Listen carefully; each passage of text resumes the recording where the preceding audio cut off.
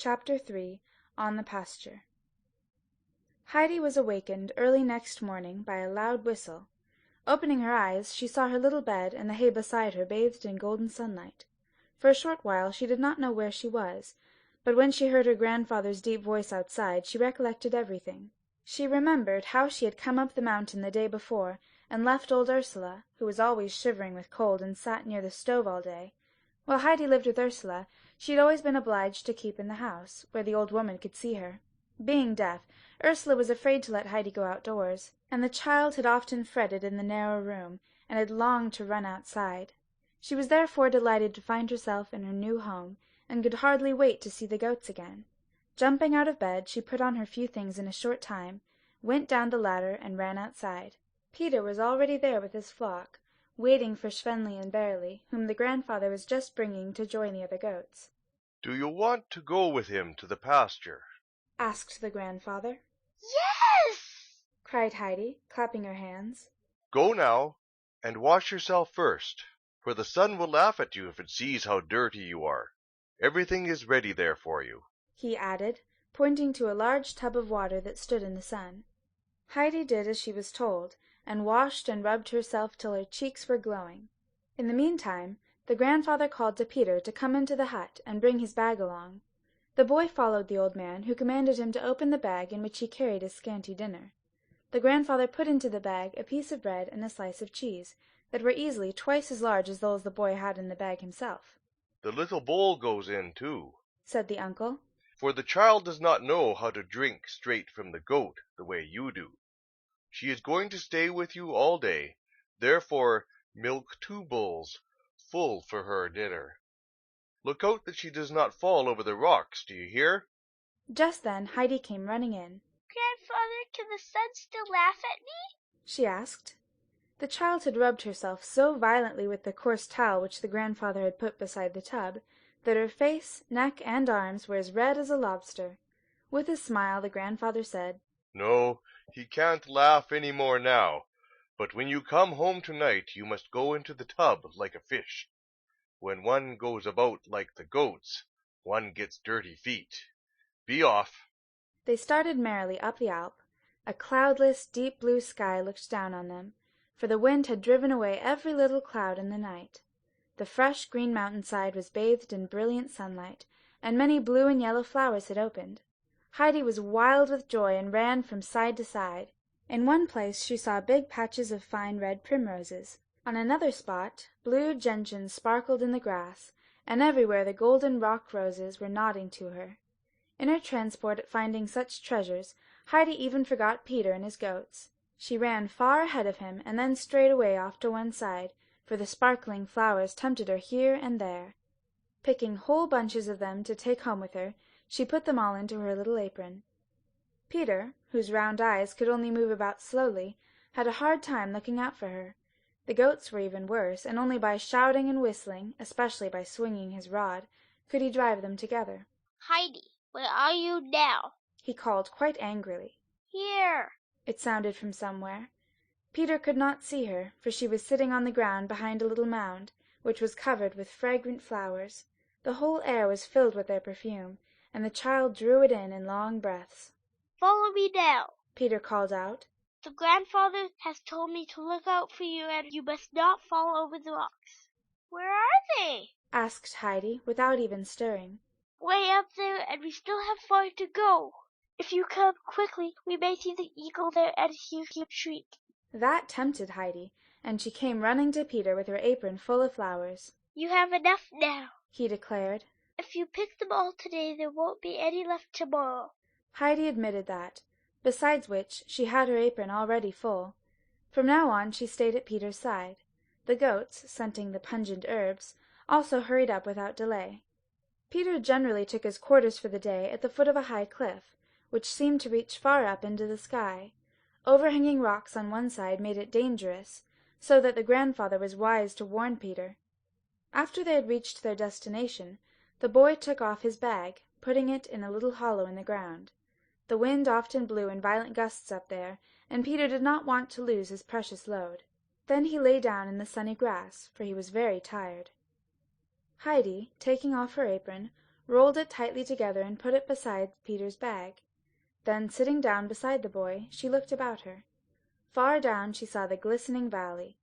A large field of snow rose high in front of her. Heidi sat a long time without stirring, with Peter asleep by her side, and the goats climbing about between the bushes.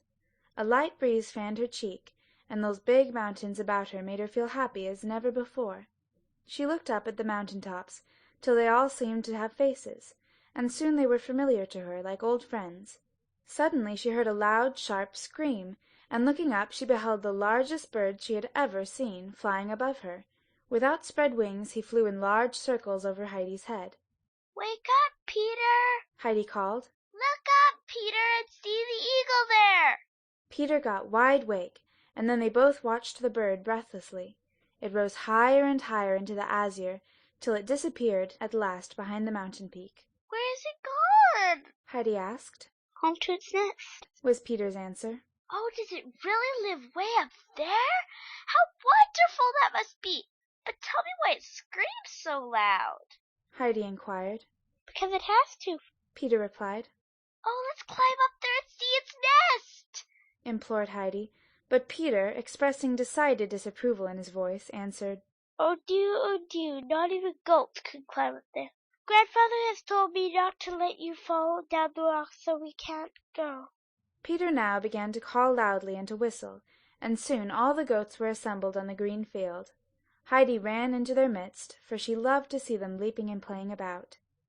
Peter in the meantime was preparing dinner for Heidi and himself, by putting her large pieces on one side and his own small ones on the other. Then he milked barely and put the full bowl in the middle.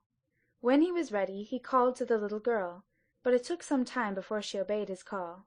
"Stop jumping now," said Peter. "and sit down. Your dinner is ready." "Is this milk for me?" she inquired. "Yes, it is. Those large pieces also belong to you. When you are through with the milk, I'll get you some more. After that, I'll get mine." "What milk do you get?" Heidi inquired. "I get it from my own goat, that speckled one over there. But go ahead and eat." Peter commanded again.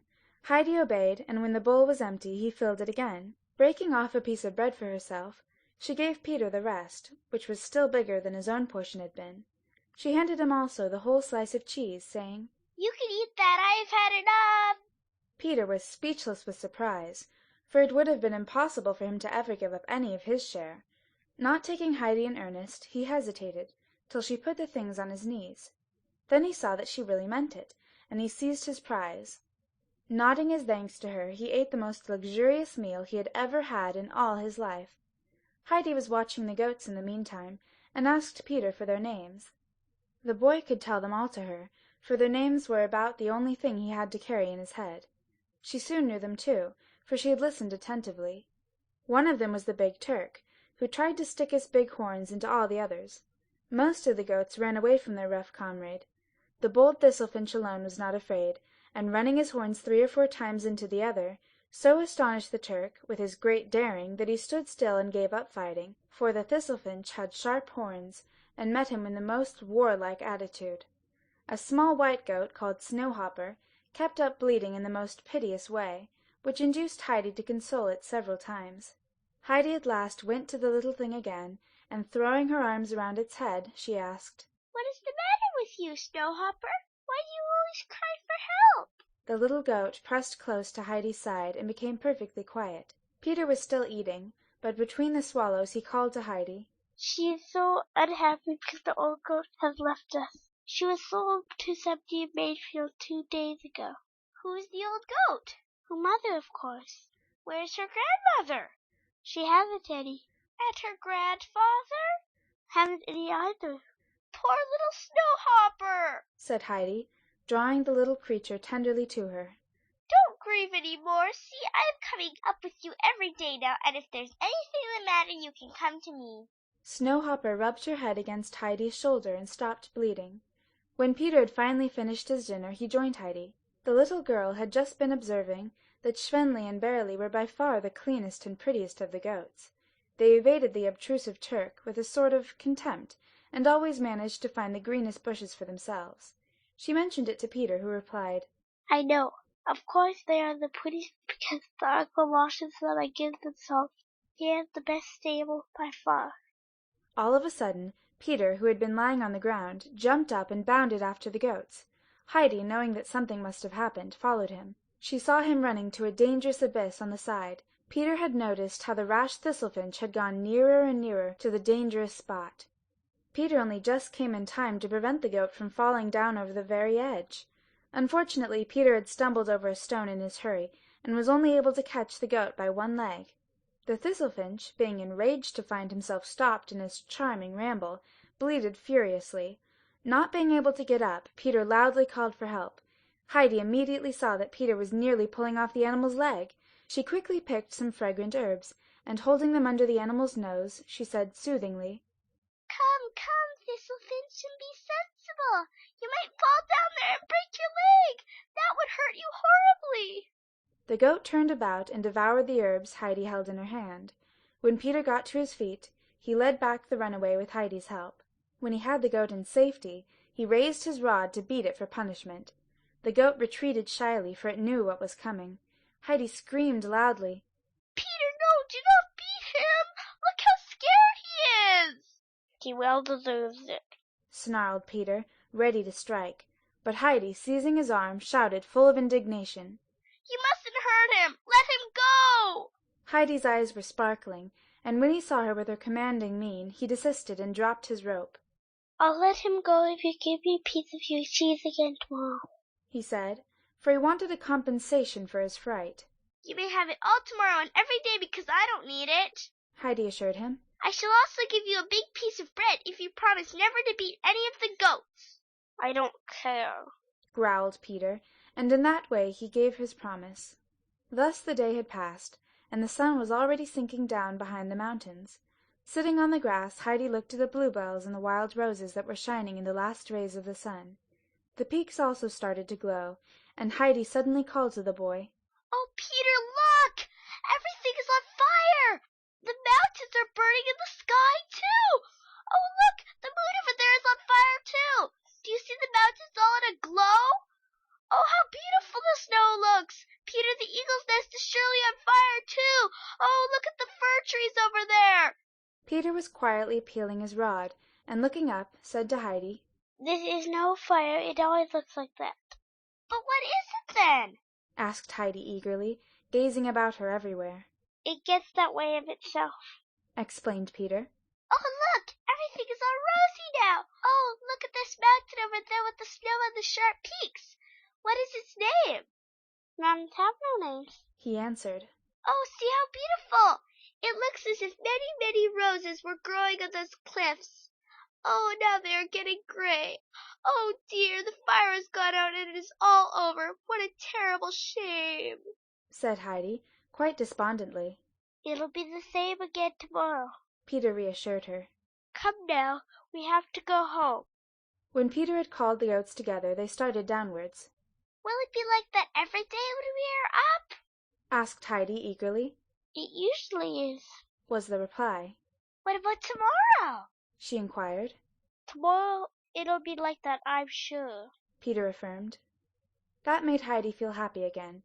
She walked quietly by Peter's side, thinking over all the new things she had seen. At last, reaching the hut, they found the grandfather waiting for them on a bench under the fir trees.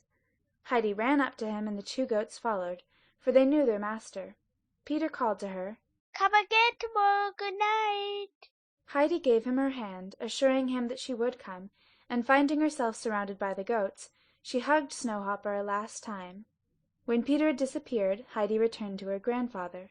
Oh, grandfather, it was so beautiful! I saw the fire and the roses on the rocks, and see the many, many flowers I am bringing you. With that, Heidi shook them out of her apron. But oh, how miserable they looked! Heidi did not even know any of them any more. What is the matter with them, grandfather? They look so different, Heidi exclaimed in her fright. They are made to bloom in the sun, and not be shut up in an apron, said the grandfather. And I shall never pick them any more. Please, grandfather, tell me why the eagle screeches so loudly, asked Heidi. First go and take a bath, while I go into the shed to get your milk. Afterwards we'll go inside together and I'll tell you all about it during supper time." They did as was proposed, and when Heidi sat on her high chair before her milk, she asked the same question as before. "Because he is sneering at the people down below who sit in the villages and make each other angry. He calls down to them, 'If you would go apart to live up on the heights like me, you would feel much better.'" The grandfather said these last words with such a wild voice that it reminded Heidi of the eagle's screech. "Why do the mountains have no names, grandfather?" asked Heidi. "They all have names, and if you tell me their shape, I can name them for you." Heidi described several, and the old man could name them all. The child told him now about all the happenings of the day, and especially about the wonderful fire. She asked how it came about. "The sun does it," he exclaimed.